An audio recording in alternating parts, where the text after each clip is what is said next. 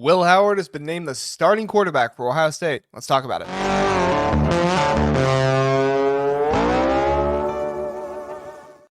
Ryan Day has picked his starting quarterback for the 2024 college football season for Ohio State, and it is one Will Howard, the transfer coming in from Kansas State. He was picked over Devin Brown and Julian Sayin. A little bit of controversy there to see who that quarterback 2 position is going to be, but overall, the number 1 quarterback has been chosen, and Ryan Day chose Will Howard for what I believe are a variety of reasons. Number 1, at least these are the attractive things to me, experience, right? Will Howard is an experienced quarterback, and you've heard Ryan Day talk about this time and time again. Leadership. We have seen Will Howard increase his leadership over his time at Ohio State, and you've even heard him talk about it in interviews. I really enjoy listening to Will Howard speak, and I've enjoyed seeing how he has spoken differently to the medium throughout his time. He started out, I believe, his very first interview was with the the podcast, Ohio State. That's the one with Berm and all them.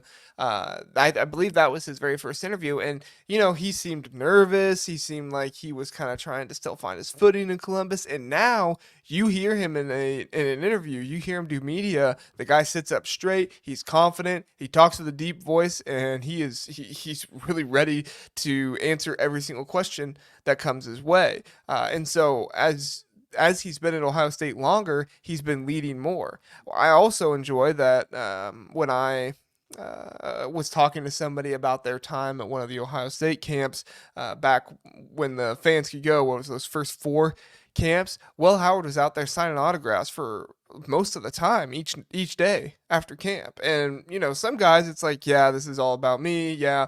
I'll give you my autograph, yada, yada, yada. But it really seemed like Will Howard just wanted to connect with the fans. And he's talked about how, being at Ohio State, being the starting quarterback there is different than at Kansas State. You have more eyeballs on you. You have more pressure on you. But it really feels like Will Howard is embracing that pressure, and that's something that a leader does. If you talk more about his actual play style, his pocket presence is something that is most attractive to me as he plays. That is not going to show up as much in the numbers. That's not going to show up as much in the deep ball and stuff like that.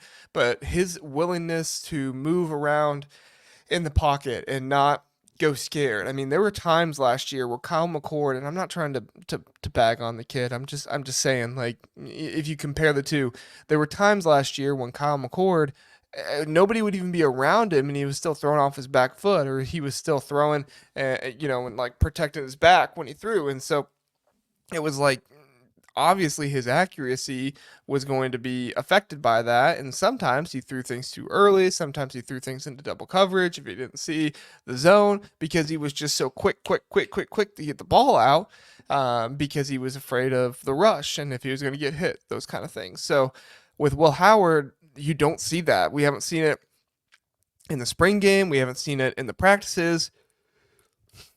We haven't really seen it. Even if you go watch his Kansas State tape, I mean, there were guys all over him, but he's the tallest guy out there. He's standing tall in the pocket, and if somebody's going to hit him, they're going to have to hit him hard because they'll bounce off him if they don't. Will Howard has completely changed his body. He's like down to like 235, I think somebody said, running 22 miles per hour, 22 or 23, I think 22. And so that's huge for him. So, I mean, Will Howard, he is making the changes he needs to make. And guys, I got some stats I want to throw at you to really show just how much of an improvement Will Howard is in certain areas. One more thing I'll mention before I do that. He is a very reliable underneath thrower. He is able to find guys, get them the ball quickly, and let his receivers work. And that is something that I think is so underrated in an Ohio State quarterback right now. With as much talent as you have coming out of the backfield and as much talent you have spread out wide. Now, talk about the talent at the tight end position, but I think even, unless you have Oscar Delp or what was I can't remember the tight end for Georgia last year, Brock Bowers. How can I not remember his name? Unless you have guys like that, I mean, you're really not relying on too much yak for a tight end. I mean, you're just trying to get the ball out and get to him.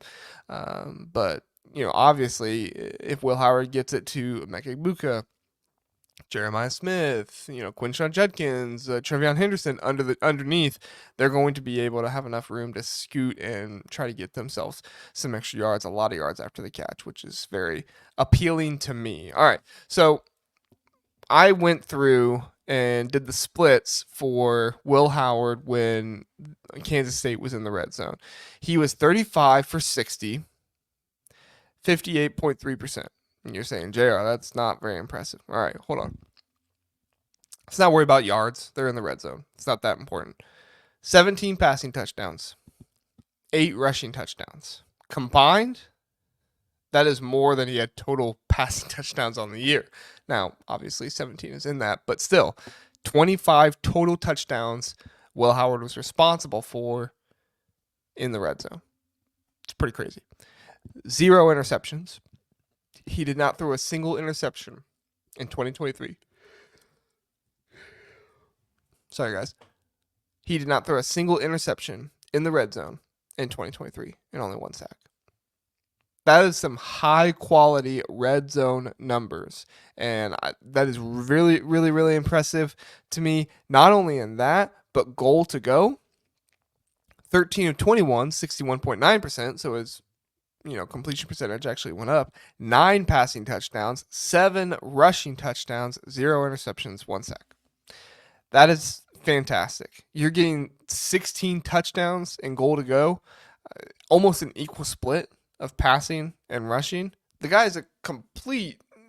He is so dangerous in the red zone. You put the ball in Will Howard's hands, and he's either going to deliver it to somebody who's going to get into the end zone, or he is going to run his way into the end zone himself. And with how big he is, he can definitely make that happen. A ton of 1-3 yard runs for him.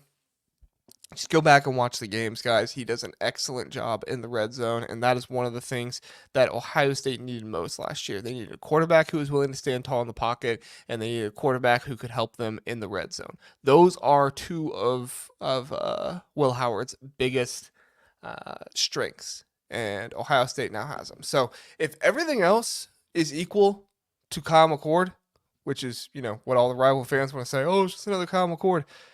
If everything else is equal, and he's a runner, and he's fantastic in the red zone, and he has pocket presence, sign me up, right? Sign me up. I mean, that is exactly the kind of quarterback that you would want, in my opinion. And I think it's the quarterback that can take you to a national championship. Speaking of national championship quarterbacks, can Will Howard win a national championship? Well, I went through and I did the numbers. I took every quarterback who has won a national championship in the playoff era who did not win a Heisman and they started 13 or more games and was not benched. All right, so Jalen Hurts out. He was benched. All right, kind of injury. Or was it injury? Benched in that national championship game. So these are quarterbacks that essentially played the entire season, did not win the Heisman in the playoff era. Pretty simple, right? And that's what we need out of Will Howard this season. He doesn't have to win the Heisman. He doesn't even have to be a Heisman finalist. Some of these guys weren't even Heisman finalists. All right? Doesn't even need to be a Heisman finalist. Play all the games. Don't get benched. Playoff era. That's what we're in. First one, J.J. McCarthy. I know. 72% completion percentage. And what I didn't go by yards because some of these guys played 13 games. Some of these guys played 15 games. So I didn't go by yards. I went yards per game. Yards per attempt, touchdowns per game, interceptions per game, rushing yards per game, rushing touchdowns per game. So 199 passing yards per game, 9 yards per attempt, 1.47 passing touchdowns per game, 0.266 interceptions per game, 13.47 rushing yards per game, 0.2 rushing touchdowns per game. Now, I'm not going to list stats for every individual person because it's not all that entertaining to hear somebody just list stats. But 2022, Stetson Bennett. 2021, Stetson Bennett. Mac Jones, Trevor Lawrence, Deshaun Watson, even though he finished second and third in the Heisman. If I had to go back and check that, I was like, I don't think he won a Heisman, but his numbers, boy, he should have won a Heisman with those numbers. But I know it was, who was it? Derrick Henry and was it Lamar Jackson that won the Heisman those years? Anyway. And then finally, Jake Coker, 2015, Alabama. So what I did is I took all of those numbers, completion percentage, passing yards per game, all those numbers, and I found the average. What is the average quarterback stats needed for a quarterback to win the national championship? You tell me if Will Howard can make this happen or not. 68.8% completion percentage. That's probably the one that worries me the most, just because Will Howard is about 10 percentage points under that on his career. Maybe he's 61. He's low 60 or high 50 in his completion percentage. Not exactly what you want, but who knows? Maybe Ohio State receivers help him out. Maybe they throw a bunch of screens. Who knows? We'll see what happens. 249.6 passing yards per game. I think that's doable. Especially in a Chip Kelly offense. If you have playmakers on the outside, if you're dumping it off to your running backs, maybe you get some screens or something like that. I think that's definitely doable. 9 yards per attempt. Sure. Can definitely happen, even if you're dumping the ball off. Let those guys get some yards after the catch. 2.1 passing touchdowns per game. Might be a lot, but the guy had, 24 passing touchdowns and 8 rushing touchdowns last year. So, I mean, you need 0.34 rushing touchdowns per game. So, if he can help counter some of those passing touchdowns needed per game with rushing touchdowns per game, I'm for it, especially if it's in the red zone like we talked about. 0.5 interceptions per game.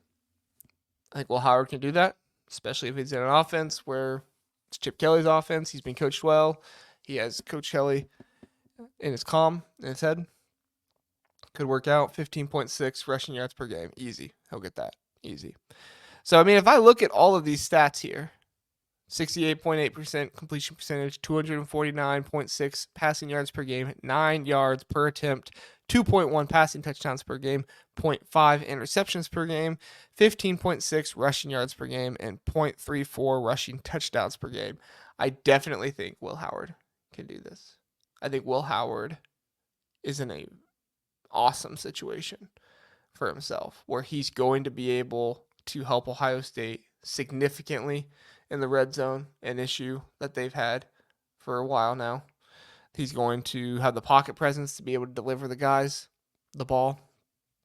Hopefully he just delivers it on time and while they're in rhythm and motion, so that way they can make a really good attempt for yards after the catch. Let me know what you guys think. I would love to hear what you all think about Will Howard. You think Will Howard is the guy? You think these numbers are accurate? You think, JR, no, you shouldn't have done the numbers that way? Let me know what you guys think. I would love to hear from you.